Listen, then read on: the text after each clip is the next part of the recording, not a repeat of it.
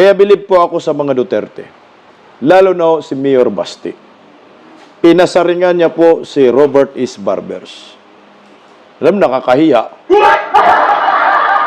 Pakinggan po natin si Mayor Basti Duterte sa pasaring niya. Huwag kayo mag-alala, Tagalog ho ito. Kay Barbers. Kaliit na mga tao yan, tapos patulan mo pa talaga, congressman ka, naunsa man mo. Kaya democracy man freedom of speech. Kung nasaktan kayo, huwag kayo pumasok na sa politika.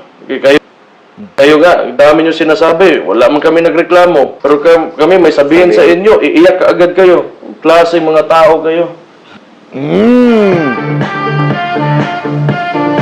Masakit to, Barbers. Tama naman kasi. Ano lang naman ang mga yan? Hindi naman mga politician yung bumabati ko sa mga tungaw. Ako, hindi man ako politician. Ordinaryong Filipino, nagkikriticize. Kayo. Tama yan si, Mayor Basti. Putang ina, pag ayaw niyong mabatikos, ba't ba kayo nagpolitiko kayo? Mga iyakin daw kayo. Kasi nga itong mga to, Basti, Tatay Digong, panahon ni Tatay Digong, grabe man batikos sa kanila. Daming batikos sa kanila, di ba? Hindi man umiyak itong mga to, hinayaan lang naman. Malaya kayo. Araw-arawin pa nga ho yung araw-arawin pa nga yung rally dyan sa EDSA, kung saan-saan lang, mag-rally. Walang si Tatay Digong dyan. Hindi siya natatakot dyan. At wala siyang pakialam dyan at hindi siya umiiyak. Pero itong gobyernong ito, mga kakampi ni Tamba at Ngagba, sila mga iyakin, balat sibuyas, onion skin.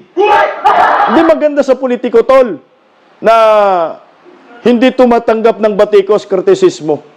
Huwag ka na lang magpolitiko, mag-vlogger ka na lang para ikaw babatikos. Kaya huwag ibuto yung mga politikong balat sibuyas.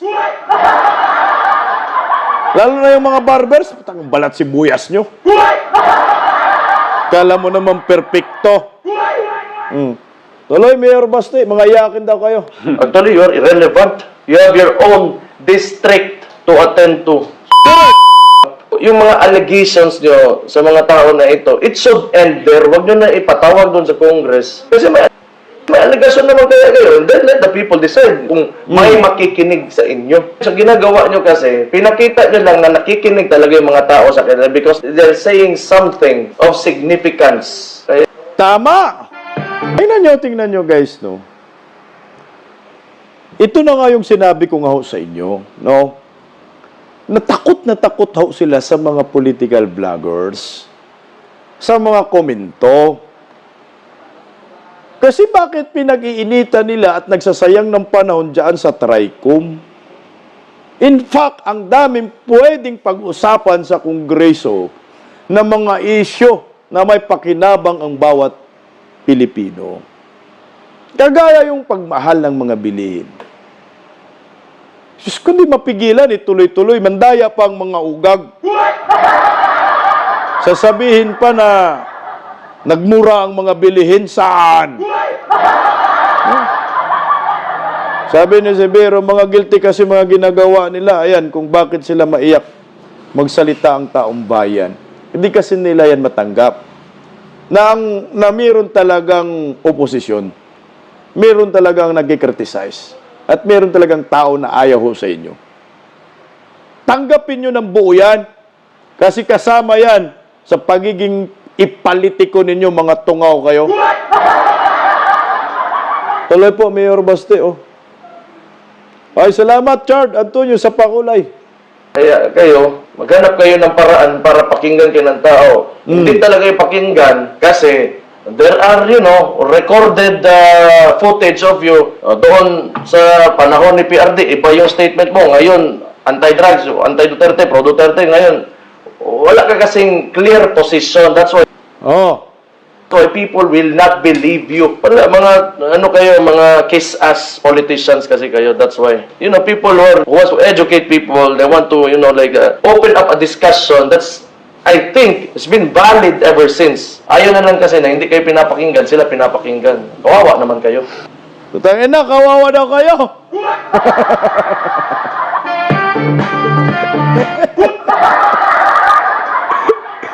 Ang tanga kasi, nung panahon ni Tatay Digong, sasabihin pa naman nila na kailangan ng mundong ito ng presidente kagaya ni Digong.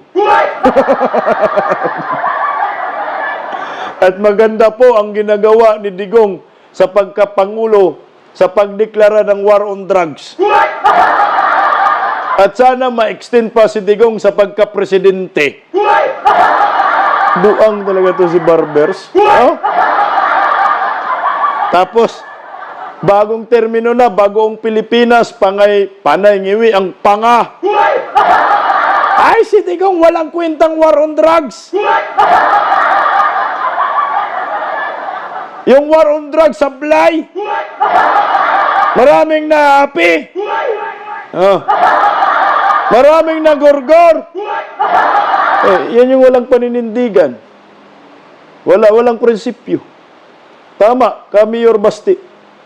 Mas naniniwala pa ang mga Filipino sa mga political vloggers kaysa mga buhaya dyan sa Kongreso, sa House of Congress. Ganit, pabago-bago ang statement, yun po yung bayot. Bayot tawag yun, bayot.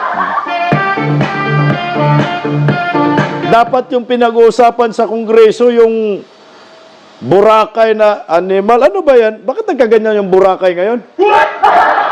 Galit na galit si Ngiwim eh. Si Ngiwim. Yung tuta niyang si Wagubob.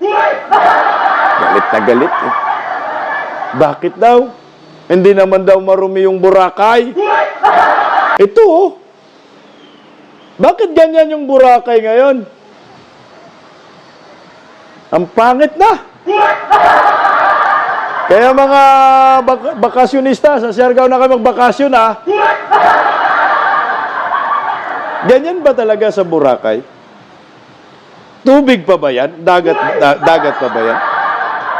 Lumot? Kaya nilumot kasi marumi yung tubig. Tama ba? Wala man akong nakita sa Siargao niyan. Marumi. Maraming dumi ng tao siguro dyan. Ang lansa daw ng bagong Pilipinas. Ako sa Siargao, ano yan tubig? May lumot? Nangyari dyan? Bawal linisin?